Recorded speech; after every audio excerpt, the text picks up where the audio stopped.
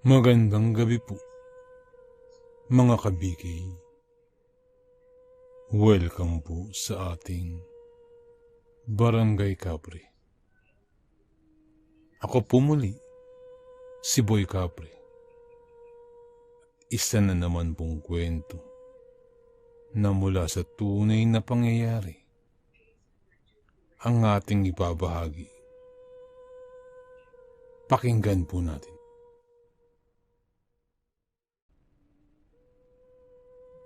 2:45 a.m.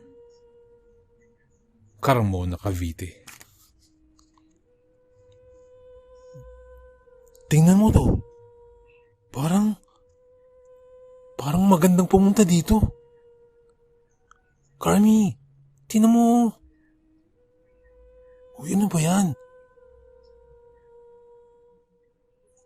Carmi, ano ba yung tinitingnan mo? Lumapit si Gil sa akin habang nakatitig ako sa aking laptop. Ay shit! Hindi pa natin ito napupuntahan. Diba? Tanong ko sa kaibigan ko. Oo, parang. Patingin nga. Inilapit ni Gil ang kanyang mukha sa laptop habang nakasingkit ang mga mata. In fairness maganda siya. Maganda yung lugar. Parang pang IG. Perfect nagpicture dyan. Saad pa ni Gil. Kinuha ko ang aking cellphone at tiningnan kung gaano kalayo ang lugar. Siniloan, Laguna? Gaano ba ito kalayo? Tanong ko. 86.6 kilometers. Sabi sa maps, ang biyahe natin ay 1 hour and 51 minutes. Sakto lang naman yung biyahe. Kasi from south naman tayo eh. Sagot naman ni Gil. Almost 2 hours lang pala. Sabi ko, habang naglalakad papunta sa bintana. Sinilip ko ang kalangitan kung merong mga bituin. Game? Mamaya, alis na tayo. Diba? May isa ka pang offset sa trabaho? Tanong ko kay Gil. Oo, meron pa. Pero isa na lang yun. Seryoso ka ba? Mamaya aalis agad. Wala bang research muna kung safe ba yung lugar? Pag-aalinlangan pang sagot ni Gil. Wala na. Birthday gift mo na sa akin yan. Diba? Next week, birthday ko na. Kaya, gusto kong makapuntahan yan. Yung mga falls na nandun, gusto kong makita. Pagpapaliwanag ko na parang nagmamakaawa na. Anong oras ba tayo aalis? Mahinang tugon ni Gil. OMG! Payag ka na! Lumapit ako kay Gil at niyakap siya ng mahigpit. Actually, sinuch ko na yan.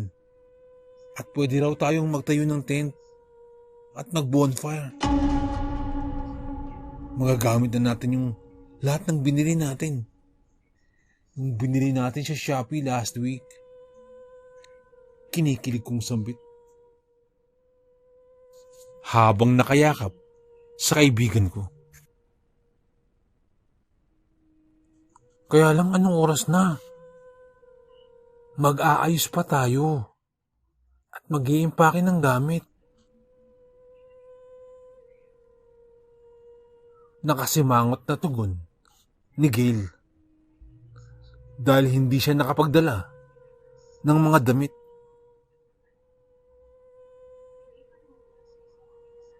Ito pa bang aayusin mo? Wala ka naman dalang damit.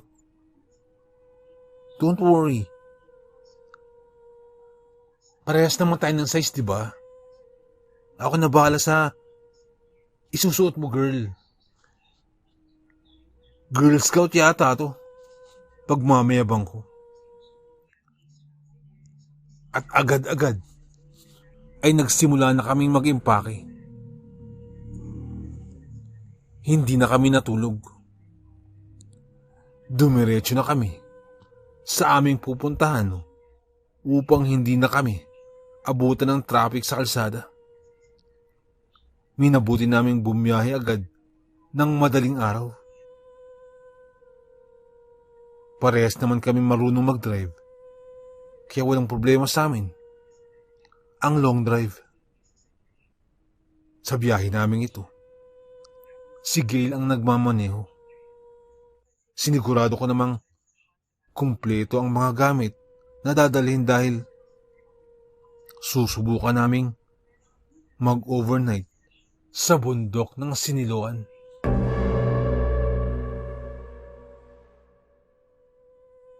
"4:55 a.m.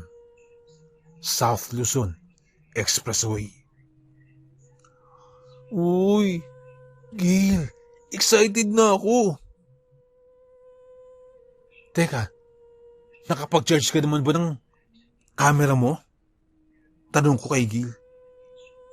Oo naman. Siyempre, lagi kaya akong ready. Tugon naman ni Gail habang nagdadrive. Kinuha ko sa aking bag ang isang maliit na unan. Inilagay ko ito sa leeg upang makaidlip kahit papano.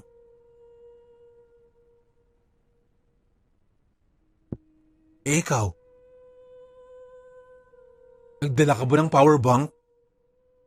Nagdala ka ba ng power bank? Alam mo, pacheck mo na yung phone mo. Nalagi na lang lobat. Sambit pa ni Gil. Oo, nakacharge naman lahat. Kaso, sira yung isa kong power bank. Medyo matagal na rin kasi yun eh. Sagot ko, habang unti-unting napapapikit ang aking mga mata.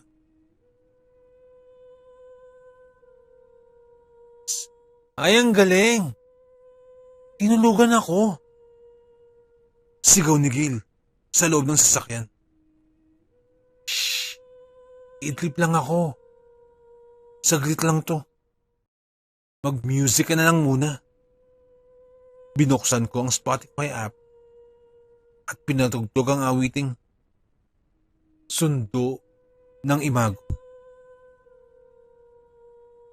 Ikaw magdadrive pa uwi ha. Tutulugan din kita.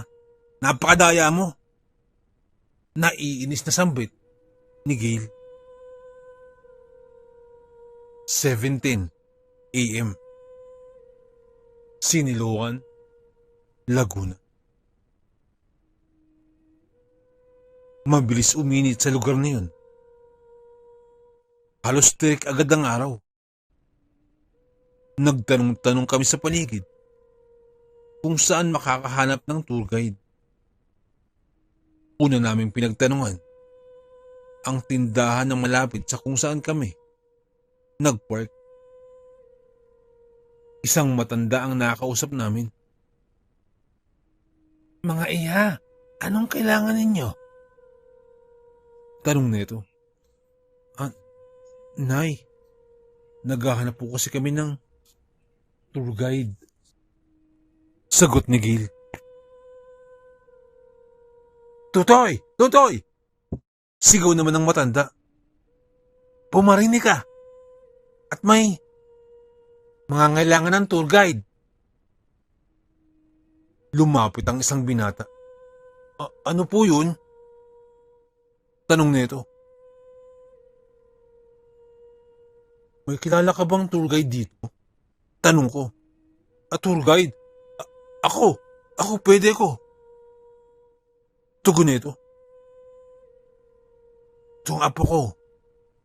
Sa ulo na niya ang mga pasikot-sikot sa bundok na ito. Siya na ang bahala sa inyong dalawa. Sabat naman ng matandang babae.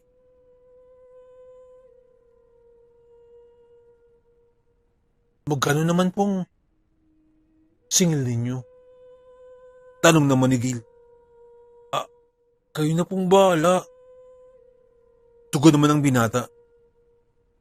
Habang kinukuha ang life vest na nakasabit sa kanilang tindahan. Nang magsalita ang matandang babae. 500 kada isang tao.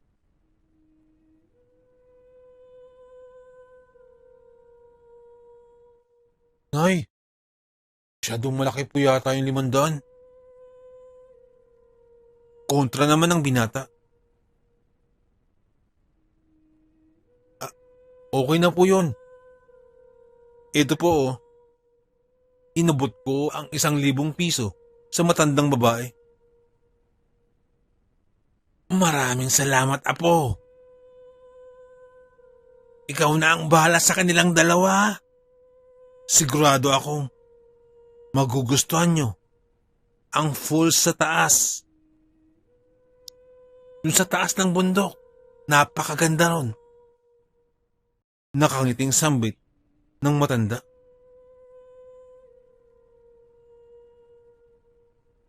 Nagsimula ng maglakad ang binata.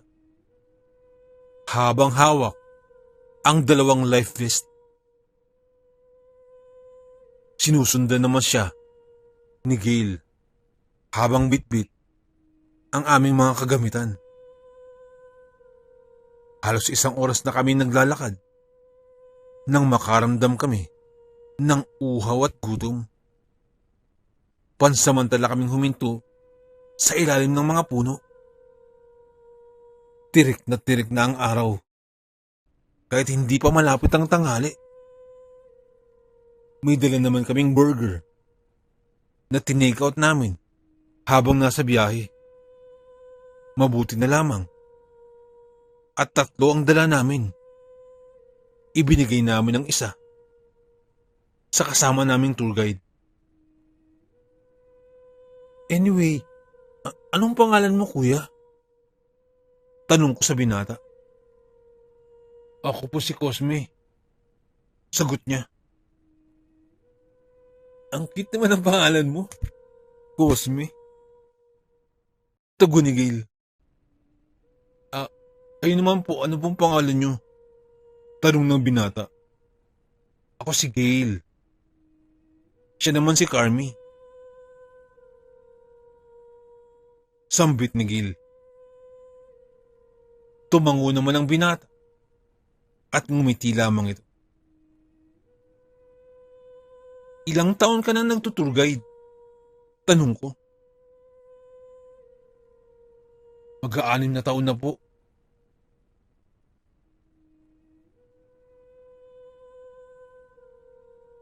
Simula pagkabata, sinasama na ako ng aking ama. Punta ng bundok. Sagot ni Cosme. Kaya pala alam na alam mo na yung pasikot-sikot dito, no? Wika ni Gil. Tumango lamang ang binata. Tara na ho. Malapit na tayo sa campsite. At malapit na po yun sa unang falls. Sambit ni Cosme. Wow! First falls! Gusto ko na magbabad sa tubig. Sambit ko. Nagpatuloy na kami maglakad. Ilang minuto lamang ay nakarating na kami sa falls na kung tawagin ay Buruwisan. Malawak ito at maraming maliliit na kubol sa paligid. Siguro ito na ang mga cottages nila. Tinulungan kami ni Cosme na magtayo ng tent sa ilalim ng mga puno na may katabing maliit na banyo. Doon na kami naglagay ng tent dahil malapit din ang area na yun sa kung saan maaaring gumawa ng bonfire. Matapos maitayo ang tent, minabuti muna naming magpahinga. Umalis muna si Cosme at kumuha ng kanyang pagkain. Naglakad-lakad na rin muna ako at nag-ikot-ikot sa paligid. Kunti lang ang tao dito, no? Ang tahimik na lugar. Sambit. Carmi, tara picture tayo. Tawag sa akin ni Gil. Lumapit ako at kumuha kami ng litrato. Grabe, no? Ang tahimik talaga dito. Saka, bakit parang ang konti talaga ng tao dito? Pansin pa ni Gil. Oo nga eh. May tindahan kaya na malapit dito. Sambit ko habang inililibot ang paningin ko sa paligid. Parang may nakita ako kanina malapit doon sa tent natin. Sambit ni Gil. Kung ket minabuti naming bumalik sa tent at hanapin ang tindahan na tinutukoy ni Gil. Taya! Taya ka! Isang batang lalaki at isang batang babae ang nakita namin na naglalaro na papalapit sa amin. Hoy mga bata, baka madulas kayo. Sambit ni Gil. Tumakbo ang dalawa palapit sa tent namin. Maamo naman ang mukha ng mga bata.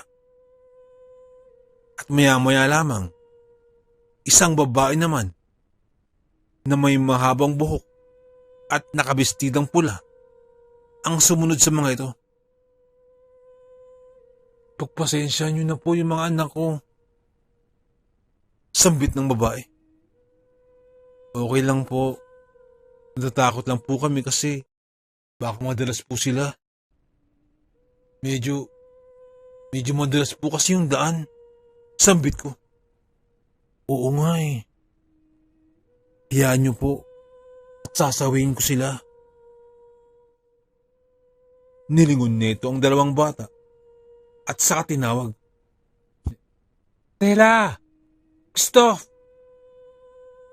Tumigil na sa pagtakbo. Baka tamaan niyo yung tent. Hindi sa atin yan. Baka madulas kayo. Pumarili na nga kayong dalawa. Sigaw pa ng babae. Ganda naman po ng mga names ng mga anak nyo. Stella at Christoph. Nakangiting komento ni Gil. Tumigil na sa pagtakbo ang dalawa. Lumapit sila sa amin habang nakayoko at nakabusangot ang mukha. Oh, bakit nagganyan ang mga mukha nyo? Tanong ng ina nito. Yumakap dito ang batang babae. Samantalang nakabusangot pa rin ang mukha ng batang lalaki na si Christoph. Ang cute-cute nyo namang dalawa. Ilang taon na kayo? 7 po. Sagot ni Stella. Habang si Christoph naman ay hindi sumasagot. Christoph, ilang taong ka na raw? Tanong ng kanilang ina. 8 taon po. Nagtatampo ang tono ng boses ng batang lalaki. Umayos ka, Christoph.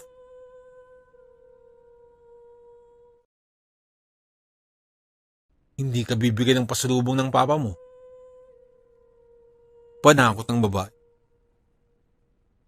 Dahil doon, ay ngumiti na si Christoph nang marinig yun. Gusto ko ng 2 candy, mama. Masayang tugon naman nito. Sa akin, 1 lang po, mama. Nakangiting tugon naman ni Stella. Mahilig pala kayo sa mga matatamis, ha? Sige, mamaya. Bibigyan ko kayo ng jelly ace. Sambit ko sa kanila. Ngumiti naman ang 2 bata. Promise po yan, ha? Maligayang sagot ni Stella. Oo, promise. Kaya mag-behave kayo, ha? Huwag malikot. Sambit naman ni Gil.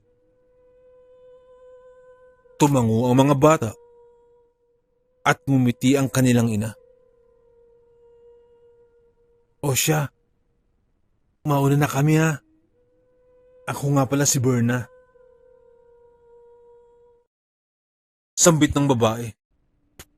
Kung may kakailanganin kayo, tawagin niyo lang ako. Diyan sa katabing tent. Nakangiting sambit nito. Bumalik na rin kami ni Gil sa tent namin matapos kumain. Mabilis dumating ang gabi sa itaas ng bundok. Hindi na kami nagluto ng hapunan. Kumain na lamang kami ng sardinas at tinapay na baon namin. Mabuti na lang at may mga dala kaming ready to eat na pagkain. Maaga kaming matutulog ni Gil dahil maagang darating ang tour guide namin. Pupunta kami sa iba pang mga falls at sapa bukas ng umaga. Dahil dun, excited na kami ni Gil. Dahil first time namin dito na makakapunta sa lugar. May kalamigan ng hangin at tahimik dito. Kaunti rin ang ilaw na nakapalibot. Maaga ring natutulog ang mga tao dito. Kung kaya't hindi na rin kami nagtangka pa ni Gil na mag-ikot-ikot. Kinabukasan, 6:45 a.m. Dumating na si Cosme. Maaga rin kaming nagising ni Gil. Nagsimula na kaming maglakad patungo sa mga falls na aming pupuntahan. Malamig pa ang hangin at may kaunting ambon. Medyo inaantok pa nga ako dahil hindi rin ako masyadong nakatulog kagabi dahil sa ingay ng mga ibon. Carmi, ayos ka lang ba? Tanong ni Gil. Oo naman. Medyo inaantok lang ako. Ikaw ba? Tugon ko. Ayos lang din. Medyo inaantok lang din ako. Sambit pa ni Gil. Nang maya-maya, ay nagsalita na si Cosme. Malapit na po tayo sa falls na pupuntahan natin. Ang tawag po dito ay Batya-Batya Falls. Sambit ni Cosme.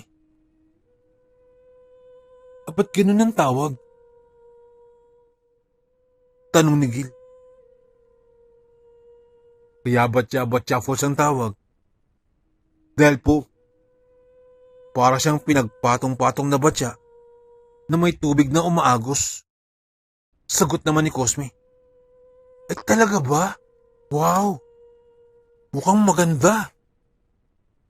Na-curious agad ako sa itsura ng falls. At nanguna na si Cosme sa paglalakad. Maya-maya lamang ay nagsalita na muli ito. Nandito na po tayo sa Batya Falls. Sambit ni Cosme. Namangha kami ni Gail sa ganda ng falls. Malinis ang tubig at walang katao-tao. Hindi ako marunong lumangoy. Si Gail naman ay may kunting nalalaman, pero hanggang floating lang ang kanyang kaya. Naiwan naman namin ang life vest namin sa tent, kaya dapat maging maingat kami. Sinabi ni Cosme na kailangan naming akyatin ang tuktok ng unang falls upang makita namin ang kasunod na falls sa itaas. At naroroon daw ang magandang agos ng tubig ng Batya. At inakyat nga namin ang unang falls. At kailangan din naming tawirin ito, sapagkat walang daan sa gilid, kung kaya't kinakailangan naming languyin papunta sa kabila. Nauna na si Gail. Dahil kahit papano ay marunong naman siyang mag-floating. Ako naman ay kailangan kong bumelo upang makatulay papunta sa kabila. Nakaabang naman si Gail at Cosme sa kabila upang abutin ang kamay ko. Bumelo ko. Sabay talon. Palapit sa kaibigan ko. Subalit, hindi ako umabot dahil umaagos sa akin ang tubig galing sa falls. Nahawakan ko ang kamay ni Gil.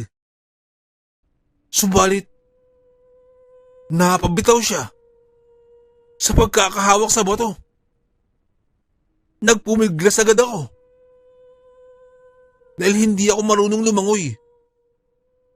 At si Gil ay naisama ko. Nakabitaw si Gil sa akin at nakaahon.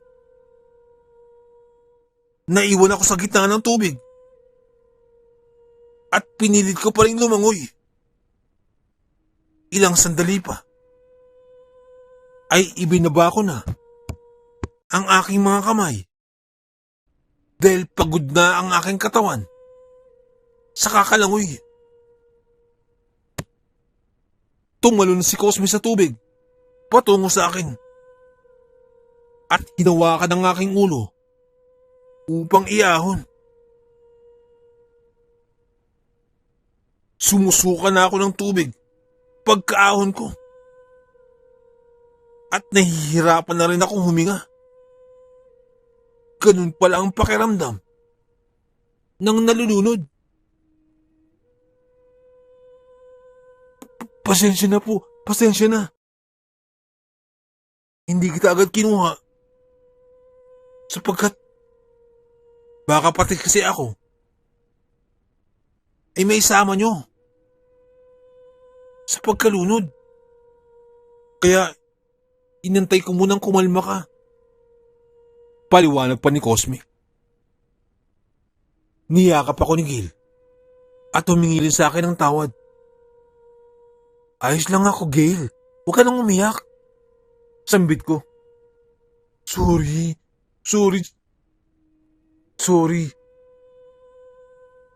Hindi rin kasi ako marunong lumangoy. Alam mo naman yun, di ba? Patuloy si Gil sa pag-iyak. Ano ka ba, Gil? Ligtas naman ako, oh. Ayos lang ako. Tama na. Pag-a-assure ko kay Gil. Nakita rin namin ang agos ng tubig sa sinasabi ni Cosme. Napakaganda nito. At pinong-pino ang agos. Manghang-mangha kami ni Gil. Nagpatuloy pa kaming maglakad patungo sa huling falls. Nandito na po tayo. Ang tawag po rito, ang lumang buruwisan. Sambit ni Cosme. Bakit luma? Tanong ko.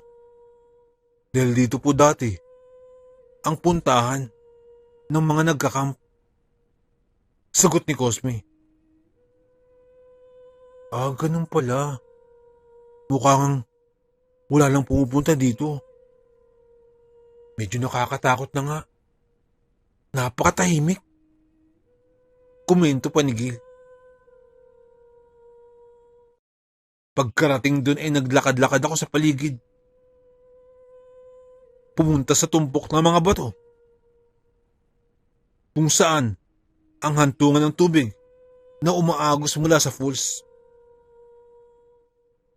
Biglang lumakas ang hangin. Paglingon ko, ay nawala sila, Gil, sa kanilang kinatatayuan. Nagsipagtaasan ang mga balahibo ko. At hindi ako mapakali. Iginala ko pa ang aking paningin at pilit hinahanap si Gil.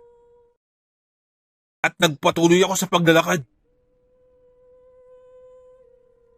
May nakita akong mga tao sa batuhan. Kaya medyo kumalma ang aking pakiramdam. Gil! Tawag ko. Umaagaw ng aking atensyon ang isang uwak na nakadapo sa bato. Tila may kinakain itong karne. At unti-unti ko itong sinilip. At sa laking gulat ko, ulo yun ng tao. Biglang nanlaki ang mga mata ko sa kinakain ng uwak. Napatras ako at lumayo. Lumapit ako sa mga taong nakita ko kanina. Tulong! Tulong! Sigaw ko. Hindi lumingon ang mga tao na nasa batuhan. Tulong! Hiyaw kong muli. Ngunit hindi pa rin sila lumingon.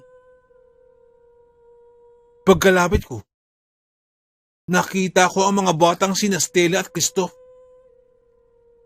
Kasama si Berna. Nakalubog ang mga katawan sa tubig. At inaagnas na. Biglang lumakas ang kabog ng dibdib ko. At napasigaw na lamang ako sa sobrang takot. Gail! Tulong, Gail! Sigaw ko. Hindi ko pa rin mahanap si Gail at Cosme. Tumakbo na ako palayo mula sa batuhan. At may nakita akong parang bangin. Asa hindi sinasadya. Doon ko nakita ang mga kasama ko. Tinawag ko silang pareho. Ngunit nagtataka ako kung bakit sila napunta ron. Gail, ba't ka andyan? Halika, may sasabihin ako. Sigaw ko. Hindi lumingin si Gail. Kaya tinawag ko siyang muli. Gail, Nakita ko yung dalawang bata at si Berna sa batuhan. Patay na sila.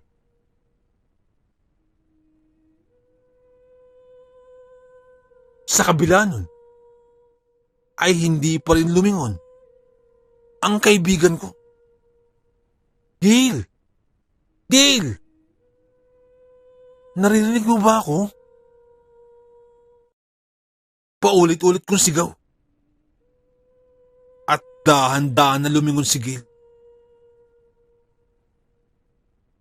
Gail! Sabi ko, habang nanginginig ang boses. At bigla na lamang akong napatras. At nanlaki ang aking mga mata. Nakita ko ang mukha ni Gail. Namumutla. At tulala lamang ang nababanaag kong ekspresyon sa kanyang mukha. Basang-basa ang kanyang damit. Ang kanyang buhok. Ang mukha ni Gail ay parang naibabad sa tubig ng matagal na panahon. Natatakot na ako sa mga nangyayari. Gail! Gail! Tawag ko ulit.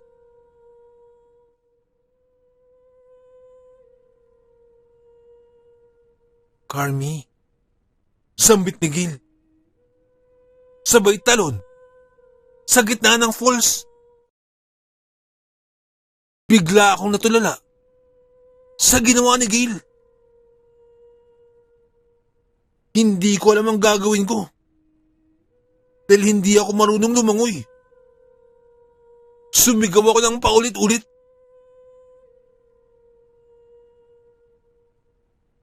Pagkatalon ni Gail ay hindi na ito umahon pa sa tubig. Tulong, Cosme! Tulong! Si Gail!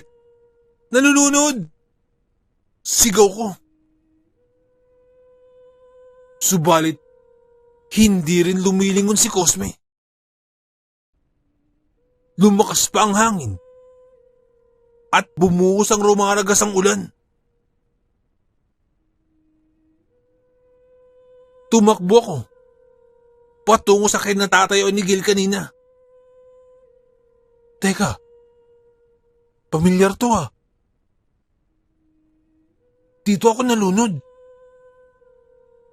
Pabulong kong sambit.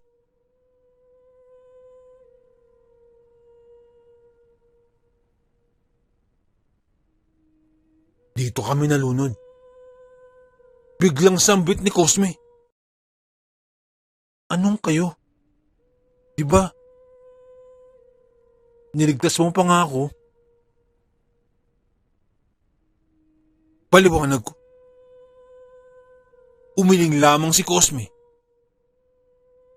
Naglakad siya palapit sa falls at tumalon din sa tubig kung saan tumalon si Gail. Natulala na lamang ako at nararamdaman ko na lamang na nanginginig ang aking katawan. At hindi rin umahon ang aming tour guide. Tuluyan na akong napatras at sumandal sa bato. Naguguluhan ako sa mga nangyayari. Hindi ko na alam kung anong nangyayari sa paligid. Panaginip lang to, Carmi. Panaginip lang to.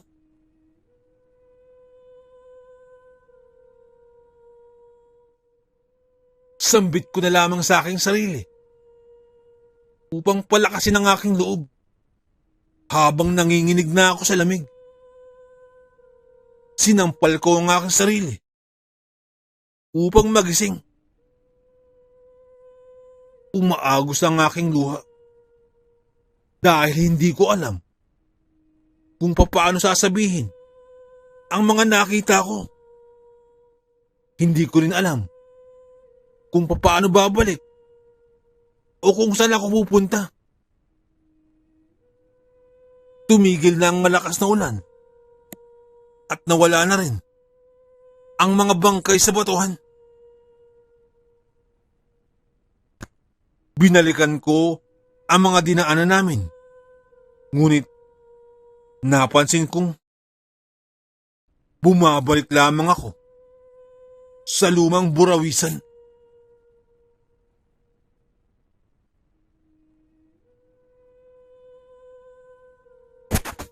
Umiikot-ikot lamang ako sa lugar na to.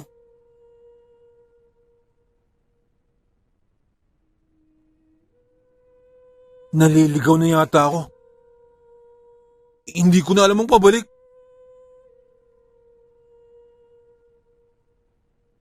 Totoo pala. Totoo pala yung mga nabasa kong kwento sa internet.